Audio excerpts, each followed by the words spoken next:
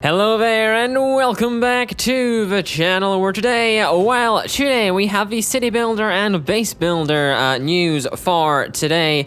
It's got 12 different games. We're talking about 12 different games, lots to discuss. So without any further ado, let's jump right into it. Firstly, we have a game called Make Your Kingdom. Make Your Kingdom is a city builder where you have to build, expand, and improve a small settlement as you become the leader of this new kingdom. In this growing kingdom, you'll need to make sure that your citizens are given what they want, when they want it, anything from a roof over their head to a pathway outside their homes. If you fail to supply stuff like these essential building works, unhappy citizens will join what is called in the game the side of the orcs. From here, they will proceed to attempt, at least, to destroy your city block by little block.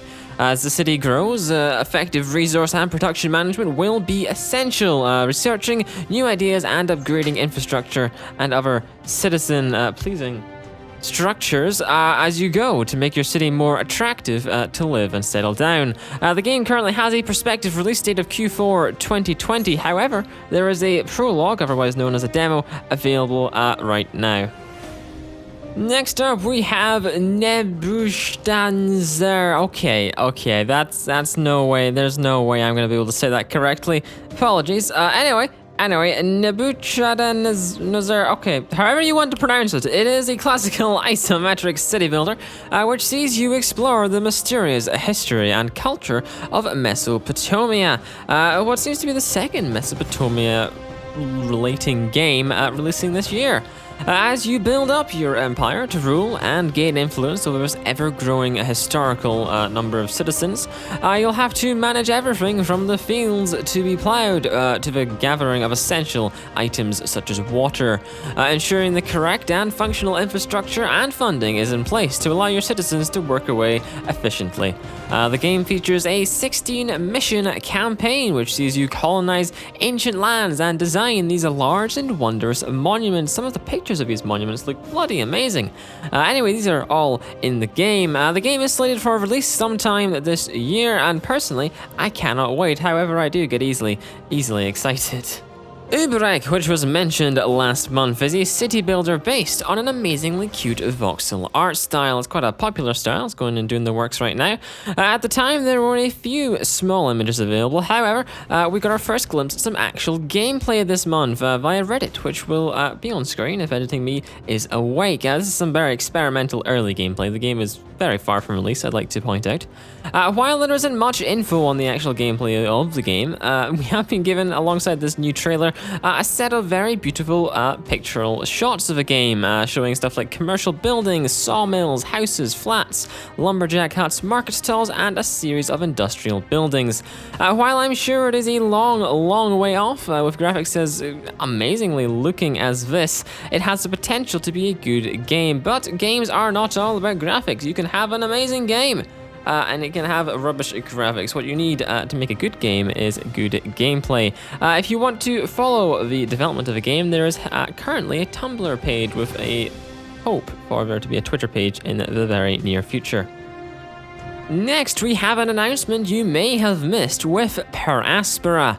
Aspera is a narrative-driven strategy game giving you the challenge of terraforming the vast planet of Mars. It's kind of like a planet-sized city builder, base builder on Mars. The game hopes to give players real-life experiences of what it would be like to colonize the planet of Mars. It has simulated real Mars conditions. Can you say real world? And a map based off of the NASA geographical data from the Red Planet. The game will feature a vast research tree, a unique graphical art style, and a substantial single-player story. The story will see you forge relationships with your crew, mission control, and many other characters in the game, impacting the mission and how the people around you will act. There isn't much information available at how the game will actually play and how it will run. However, there are links to see below, and the game is slated for a 2020 release, so we only have months until we properly find out. Next up, we have a big announcement from New City, formerly known as New Cities. Besides the substantial name change, New City has been announced for a Steam Early Access release on June 12th of this month. for everyone who's been badgering me on Discord in the comments to purchase and download at will. For those unaware, New City is a city builder at heart, providing you with a selection of powerful tools allowing you to build a thriving metropolis on your screen. However, this process will not be easy. You'll have to balance the traffic flow throughout your city, create a valid taxation system, and use these taxes to make a balanced and profitable budget. You'll have to allocate spaces for residential, commercial, industrial, and farmland operations, all while looking out for the livelihood and wishes of your growing number of citizens. New City releases this month on Steam. You can wishlist it below, but you only got a couple days until you can purchase it for good. Junk is a city management game with an interesting swing on things. The Earth part of planet Earth is noticeably absent as you float around on an eternally water-filled world. Bleak look at global warming, I guess. You manage a floating city of junk, Junk City, as it's called in the game. The city is made up of 3 factions, the Moonshiners, the Motor Church, and the ACDC, also known as the Anarcho-Communistic Democratic Community. Apparently. Your job is to manage the power of these groups and get them to work together to build a prosperous city and the foundations of a junk-filled, water-filled world. Upgrading your city with research will be key to building new technologies and capabilities to provide for your population in these very desperate and barren times. The game really wants you to prioritize on that balancing of factions mechanic, because each faction is focused on a certain area of production. Say one would produce water, for example. And if you make some of them unhappy, they may not want to produce that water anymore, and then everyone suffers as a result. Anyway, it looks a bit like Flotsam, but with some unique gameplay quirks to differentiate it from Flotsam, so I am definitely excited to give Junk a go. A Game of Humans is a strategy village simulation game. The game places you with a patch of empty land in the empty and barren wilderness. To gather citizens to your new settlement, you'll need to begin by placing homes and workplaces for your wanderers to purchase and emigrate towards. As your village grows, you will make money, allowing you to create jobs to further your village's development. As you continue this process, the village will start snowballing into a larger and more successful and ever-growing settlement. The game, however, has an interesting mechanic. Your citizens will live out their lives as their AI sees fit.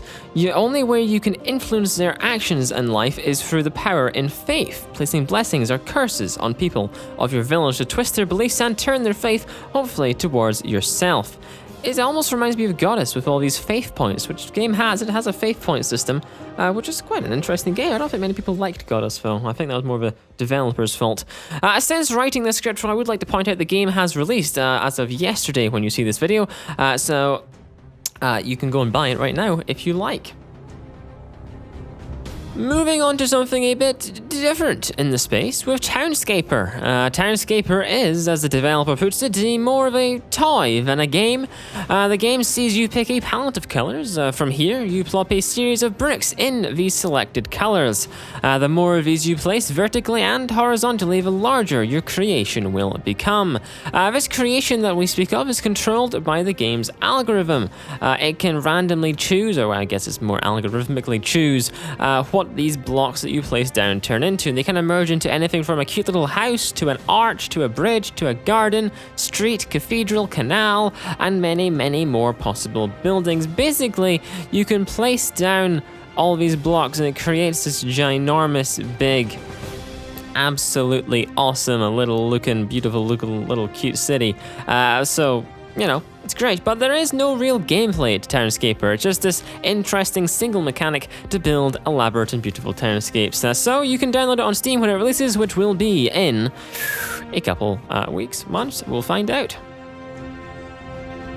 In a slightly weird setting, we have the upcoming game called Timberborn. Timberborn is set on a world where humanity are long ago extinct and society is now run by a series of lumberjack beavers, of all things. You have the choice to play as one of these lumberjack beaver races, there's 2, and create your own little lumberjack civilization. Timberborn will come with a lengthy timber tech tree with a series of buildings, all of them being made of wood, using the powerful modular construction system. So all these buildings that you research or that you have the opportunity to build, you can merge them together kind of with this modular system to make more elaborate and more better looking structures essentially.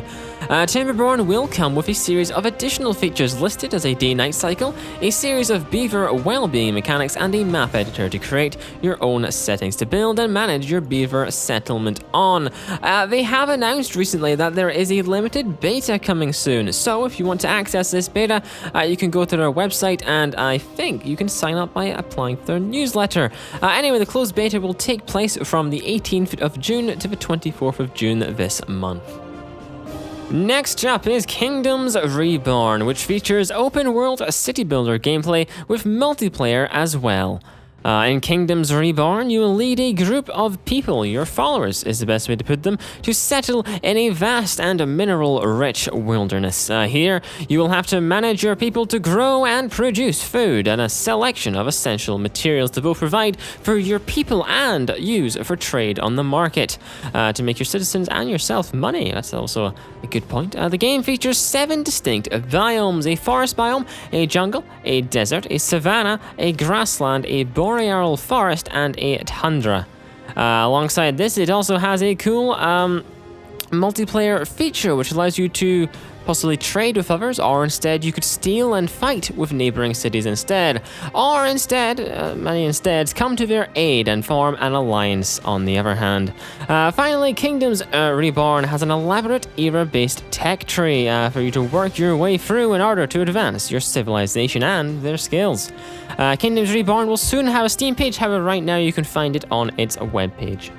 Food Industry is a city management game based in an agricultural industrial setting. It was, in fact, recently on Kickstarter, which I missed. I can't cover everything. However, despite missing its goal by a fair margin, the developer still hopes to release into early access instead, come the end of the year. Food Industry sees you become a farmer, sowing and harvesting a long list of crop types and rearing a series of animals as well. Alongside this, you will be involved in the manufacturing and construction of automated food lines and the industrial complexes these inhabit. Building up these industrial warehouses to produce a more valuable selection of products from your small farm operation. The cherry on top here being that alongside all of this, you will be tasked with helping the town around you grow and prosper to assist you in the industrial and farming needs of your growing business. A bit like Amazon if it had the entirety of like a city just to use on its own. It seems a bit, well, you know, monopolistic. I've got to say I'm not entirely sold on Food Industry. It seems to have quite a lot going for it in terms of gameplay. You've got the farming, you've got the production, you've got the city building as well. I mean, if you can... You've got a lot to focus on. Most games have a single main focus. This is basically 3 games in one by the sounds of things, so it may lack focus and not be quite as complete. We'll have to see what it's like, when it is complete. And that is the end of this video and the end of the news for this month. I hope you enjoyed, and I'll see you with strategy news next week.